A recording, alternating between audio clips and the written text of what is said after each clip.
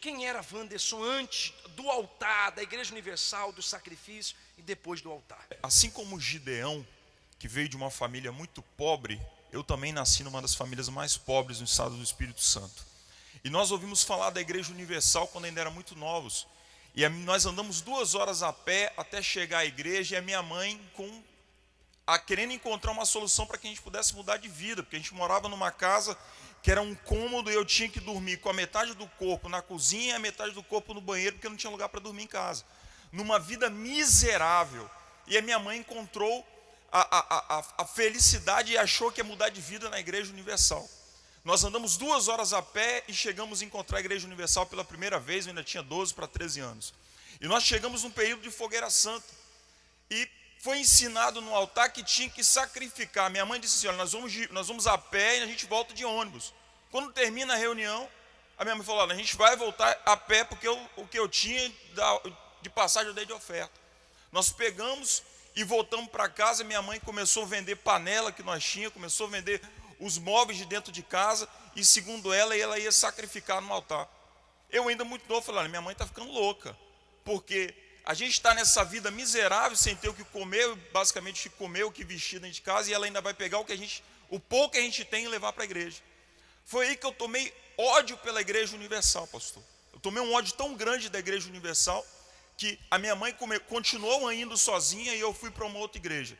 Nessa igreja eu fiquei durante 10 anos, e nessa igreja eu estudei, eu me formei em teologia, com 17 anos já tinha lido a Bíblia, e todo o sentido do meu estudo era lutar e perseguir a Igreja Universal. Durante 10 anos eu persegui a Igreja Universal do Reino de Deus e persegui a minha família, a ponto de ficar anos sem falar com os meus pais, anos sem falar com a minha família, até que um dia eu já havia me casado, já tinha família, eu tive um problema com a minha esposa, e nesse casamento a gente resolveu divorciar. Eu simplesmente saí do estado do Espírito Santo, fui morar em uma outra cidade e comecei a todas as noites me embriagar, dormia bêbado e revoltado contra tudo e contra todos. Achei que o problema era o Brasil, fui morar nos Estados Unidos. E lá vivendo uma vida desgraçada, mas para todo mundo eu estava muito bem. Até que um dia recebi um convite do meu irmão, anos depois, de voltar ao Brasil para ir no seu casamento. Quando eu chego no casamento do meu irmão, que eu revejo minha família, revejo todo mundo, e chego lá, para todo mundo eu estava super bem. E quando eu chego, vejo o meu irmão na Igreja Universal, tive que ir na Igreja Universal para ver o casamento dele, e meus pais me chamam para ir na casa deles. Quando eu chego na casa dos meus pais, aquela vida que era uma vida miserável, minha mãe está morando num duplex, o meu irmão está casando com uma obreira, ele é obreiro da igreja, meu pai e a minha mãe obreiros da Igreja Universal, meu irmão já grande, bem. Eu me pergunto, o que está acontecendo aqui? E aquela casa que não...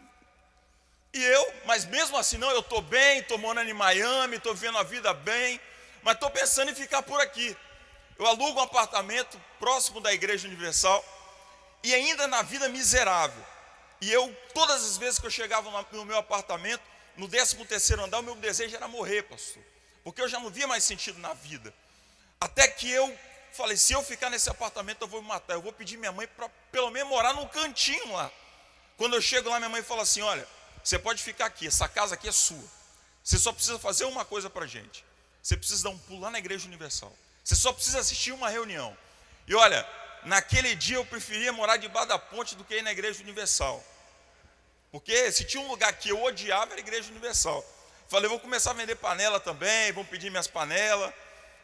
Quando eu entro pela primeira vez na Igreja Universal, eu não entrei lá com alguém que está mal. Eu entrei com um peito estufado, igual peito de pombo. Tipo assim, vou tirar uma selfie aqui, mostrar para minha mãe que eu estou aqui, depois eu vou embora, eu vou arrumar um lugarzinho lá para dormir. Foi aí então, pastor, que eu comecei, que eu entrei na igreja com vontade de morrer e saí dela com vontade de viver, com vontade de mudar de vida, com vontade de esquecer tudo aquilo que eu havia aprendido, de mudar de vida. Foi aí que eu conheci de verdade a Igreja Universal. Eu virei para o meu pastor, que começou a me mentorear. Falei, bom pastor, eu aprendi isso aqui a vida inteira, o que eu tenho que fazer para dar certo? Foi aí que veio minha primeira fogueira santa. Ele falou, olha, se você quer mudar de vida, a primeira coisa que você tem que fazer, você precisa agradar a Deus.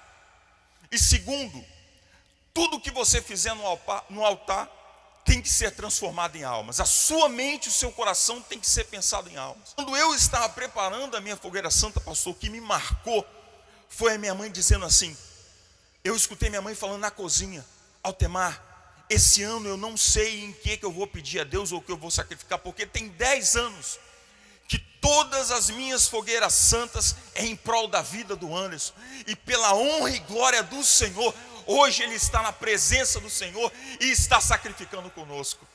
Quando eu vi aquilo, eu falei, meu Deus, se Deus ouviu o pedido da minha mãe, Ele vai escutar o meu pedido também, e eu vou com toda a força, e a minha vida tem que mudar. Foi, pastor, que eu juntei 10 mil reais, uma pulseira de ouro, um cordão de ouro, um relógio que eu tinha, e eu coloquei sobre o altar. Em semanas, Deus restituiu a minha empresa.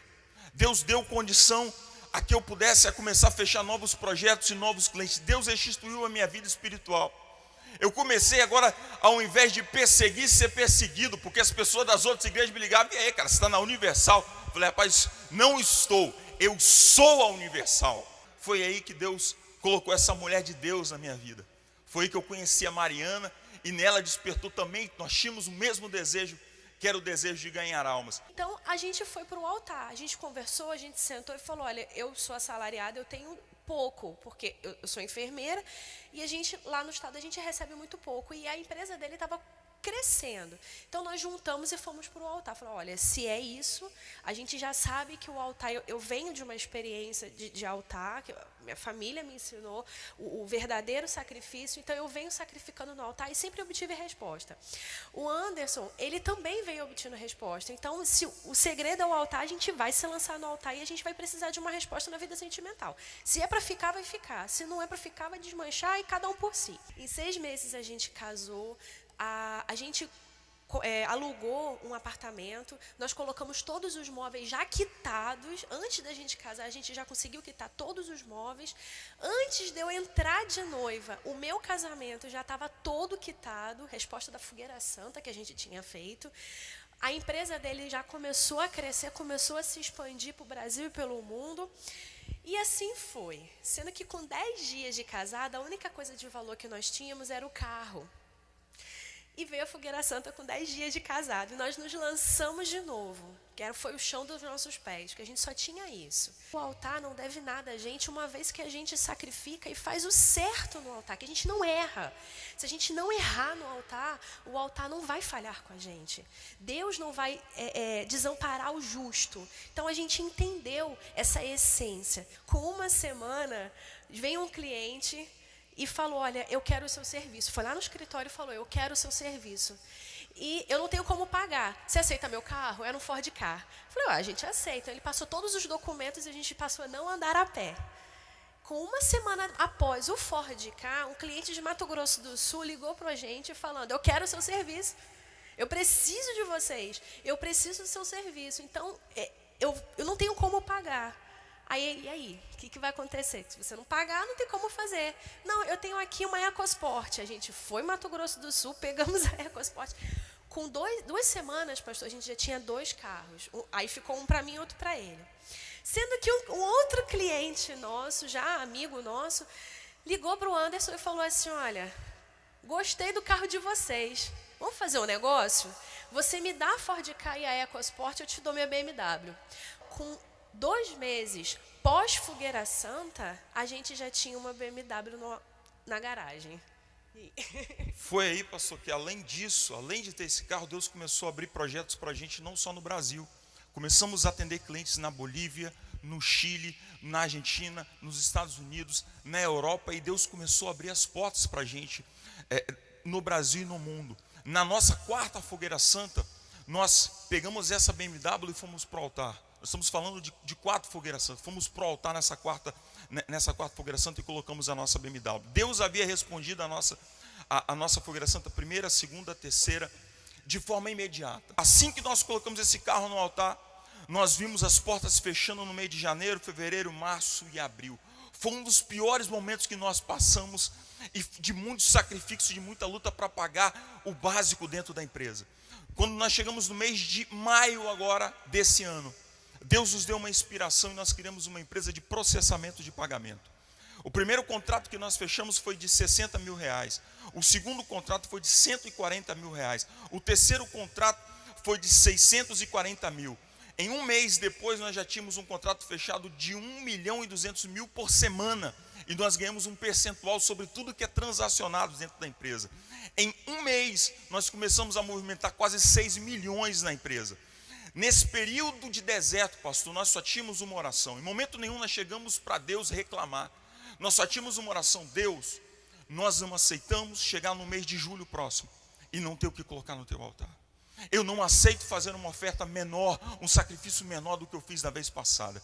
Em um mês, Deus nos deu condição de quitar todas as dívidas que nós tínhamos dentro da empresa até dezembro. E nós fomos até a uma concessionária e compramos um carro à vista, pastor. Compramos uma Volvo X60, que era um dos carros mais tops que tinha na loja. E nós falamos: olha, esse aqui vai ser a nossa oferta para o altar. Compramos na planta um apartamento, demos uma entrada e começamos a antecipar as parcelas. E nós chegamos na igreja semana passada e Deus falou assim: olha, o carro que você está levando ao altar foi uma proposta, um sacrifício e uma oferta sua, mas eu não te pedi o carro. Ele não é o seu segundo boi. Já que você é um Gideão do passado que veio da pobreza e da miséria, esse não é o seu segundo boi. E quando Deus falou isso, eu e a minha esposa já havíamos planejado do dinheiro que entrasse na empresa, nós íamos antecipar as parcelas do apartamento e quitar o apartamento. Em dezembro agora.